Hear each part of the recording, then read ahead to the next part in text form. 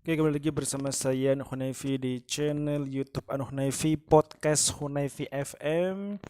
Pada kali ini saya akan membahas tentang al-buluk atau kedewasaan. Nah, kehidupan manusia mengalami fase-fase perkembangan, mulai dari fase pembuahan, fase pranatal atau sebelum kelahiran, dan fase pasca natal atau sesudah kelahiran. Pertumbuhan dan perkembangan itu terus bergerak maju sejalan dengan perjalanan waktu, meskipun dengan tempo yang relatif berbeda-beda. Artinya, progres pertumbuhan dan perkembangan manusia terus saja bergerak hingga akhir hayat mereka, dan selanjutnya beralih ke alam lain, yaitu alam baka atau alam bakar.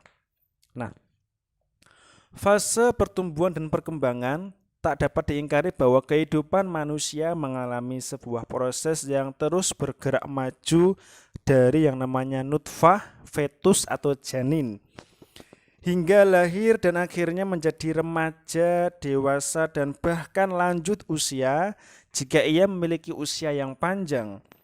Fase pertumbuhan dan perkembangan itu meliputi aspek fisik dan psikis yang selaras dan seimbang pada manusia normal.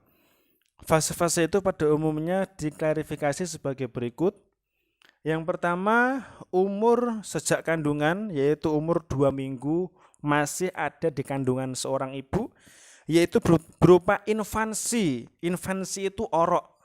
Nah, setelah itu tumbuh menjadi segumpal darah, segumpal daging, kira-kira ukurannya 2 miligram atau sampai 2 tahun ya.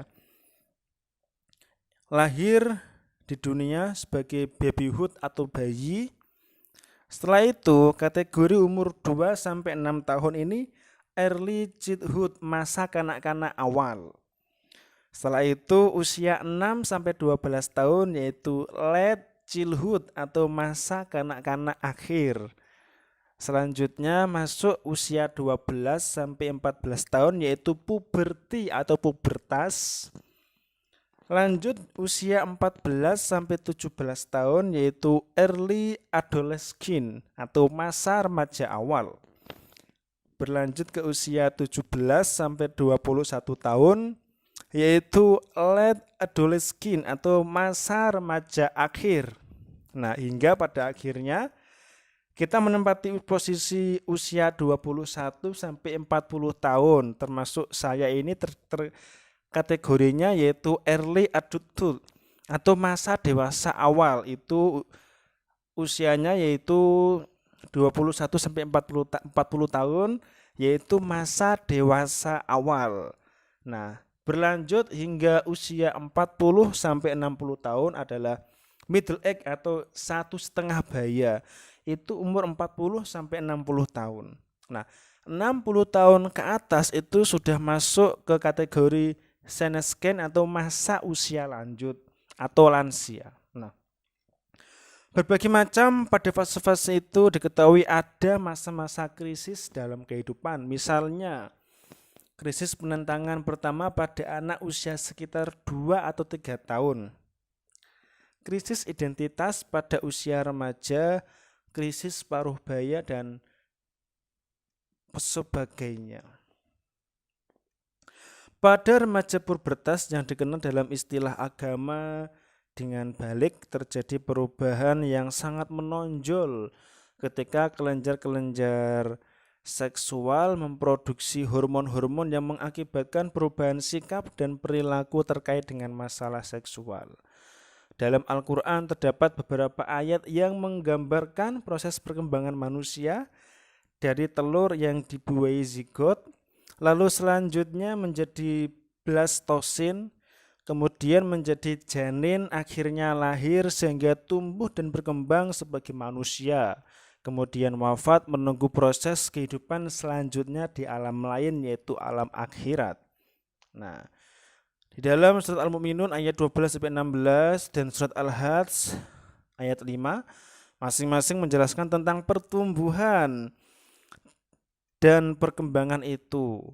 Ayat-ayat pada surat yang pertama menerangkan reproduksi manusia fase demi fase selama masa pranatal Dan surah yang kedua selain menjelaskan tentang fase-fase perkembangan janin manusia, di dalam rahim juga mengemukakan perkembangan setelah kelahiran hingga mencapai usia lanjut atau pikun. Nah, di dalam surat Al-Mu'minun ayat 12-16 diterangkan bunyinya seperti ini. A'udzu billahi minasyaitonir rajim. Bismillahirrahmanirrahim. وَلَقَدْ خَلَقْنَا الْإِنسَانَ مِنْ سُلَالَةٍ مِنْ طِينٍ ثُمَّ جَعَلْنَاهُ نُطْفَةً فِي قَرَارٍ مَكِينٍ ثُمَّ خَلَقْنَا النُّطْفَةَ عَلَقَةً فَخَلَقْنَا الْعَلَقَةَ مُضْغَةً فخلقنا المضغة عظاما فكسونا العظام لحما ثم أنشأناه خلقا آخر فتبارك الله أحسن الخالقين ثم إنكم بعد ذلك لميتون ثم إنكم يوم القيامة تبعثون. Artinya, dan sungguh kami telah menciptakan manusia dari saripati berasal dari tanah. Kemudian kami menjadikan air mani yang disimpan dalam tempat yang kokoh yaitu rahim. Kemudian air mani itu kami jadikan sesuatu yang melekat. Lalu sesuatu yang melekat itu kami jadikan segumpal daging. Dan segumpal daging itu kami jadikan tulang belulang. Lalu tulang belulang itu kami bungkus dengan daging. Kemudian kami menjadikannya makhluk yang berbentuk lain. Maha suci Allah pencipta yang paling baik. Kemudian setelah itu sesungguhnya kamu pasti mati. Kemudian sesungguhnya kamu akan dibangkitkan dari kuburmu pada hari kiamat. Nah, dari ayat ini dapat dipahami fase-fase pertumbuhan dan perkembangan manusia pranatal sebagai berikut. Yang pertama adalah fase nutfah atau tetesan sperma atau spermatozoa yang memiliki sifat dinamis, memancar dan terus bergerak sebagaimana dijelaskan dalam surat Al-Qiyamah ayat 37, An-Najm ayat 46 dan At-Thariq ayat 6-7 untuk mencapai sel telur yang siap untuk dibuahi.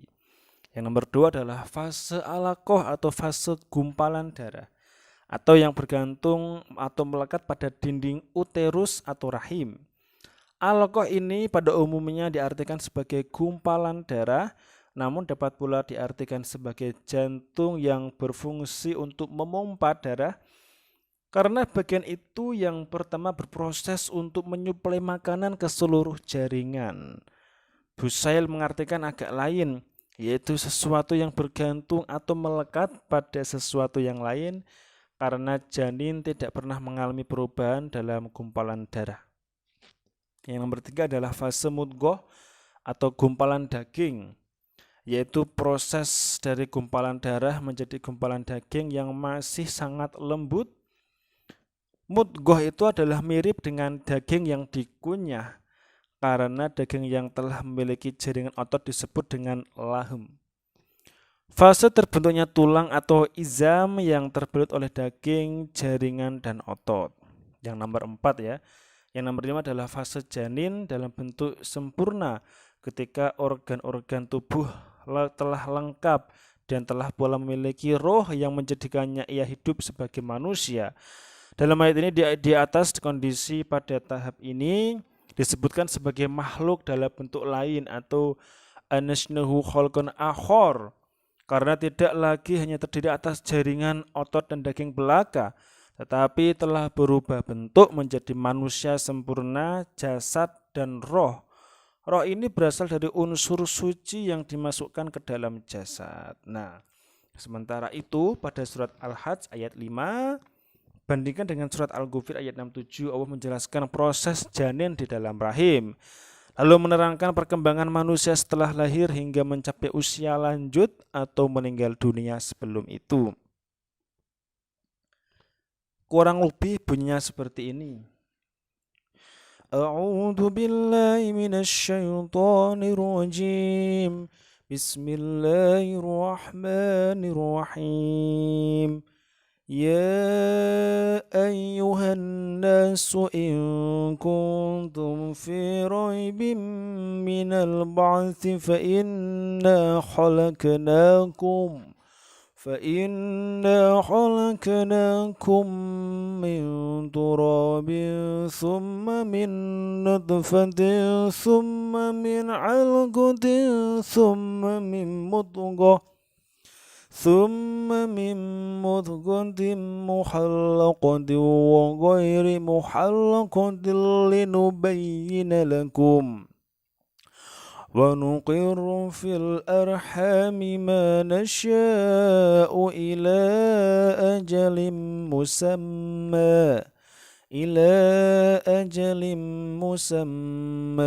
ثم نخرجكم طفلا ثم لتبلغوا أشدكم ومنكم من يتوفى ومنكم من يرد إلى أرذل العمر لكي لا يعلم من بعد علم شيئا وترى الأرض هامدة فإذا أنزلنا عليها الماء اهتزت وربت وأنبتت من كل زوج بهيج. Artinya, wahai manusia, jika kamu meragukan hari kebangkitan, maka sesungguhnya kami telah menjadikan kamu dari tanah, kemudian dari setetes mani, kemudian dari segumpal darah, kemudian dari segumpal daging yang sempurna kejadiannya dan yang tidak sempurna, agar kami jelaskan kepada kamu dan kami tetapkan dalam rahim menurut kehendak kami sampai waktu yang sudah ditentukan. Kemudian kami keluarkan kamu sebagai bayi, kemudian dengan berangsur-angsur kamu sampai kepada usia dewasa, dan di antara kamu ada yang diwafatkan dan ada pula di antara kamu yang dikembalikan sampai usia sangat tua atau pikun, sehingga dia tidak mengetahui lagi sesuatu yang telah diketahuinya. Dan kamu lihat bumi ini kering, kemudian apabila telah kami turunkan air hujan di atasnya, hiduplah bumi itu dengan menjadi subur dan menumbuhkan berbagai jenis pasangan tetumbuhan yang indah. Surat Al-Hajj ayat 5. Dari ayat ini dapat dipahami fase-fase pertumbuhan dan perkembangan manusia pranatal dan paskanatal. Paskanatal meliputi fase-fase berikut, yaitu fase bayi dan anak-anak, yaitu masa sejak persalinan hingga menjadi anak-anak yang mulai beranjak remaja. Di sini diterangkan bahwa fase remaja hingga dewasa yaitu masa ketika perubahan mendasar dalam kehidupan terjadi. Pada fase puncak kekuatan fisik dicapai oleh manusia dan dorongan-dorongan sangat deras bersamaan dengan terjadinya kematangan. Nah, intinya inilah proses di mana manusia dilahirkan, mulai dari zigot sampai segumpal darah menjadi segumpal daging hingga menjadi jasad manusia yang diberikan roh. Semuanya sudah dijelaskan dalam Al-Quran dan luar biasa. Bisa menjadi manusia seperti saya ini juga karena proses yang seperti itu. Dan luar biasanya Allah menciptakan manusia dengan lengkap, punya mata, punya hidung, punya mulut, dan semuanya kita harus syukuri karena banyak di luar sana orang-orang yang cacat, yang tidak bisa melihat, yang tidak bisa mendengar, yang tidak bisa ngomong, dan lain sebagainya. Kalau kalian suka bisa like and subscribe channel YouTube Aan Hunayfi. Sampai jumpa di konten-konten berfaedah yang lain.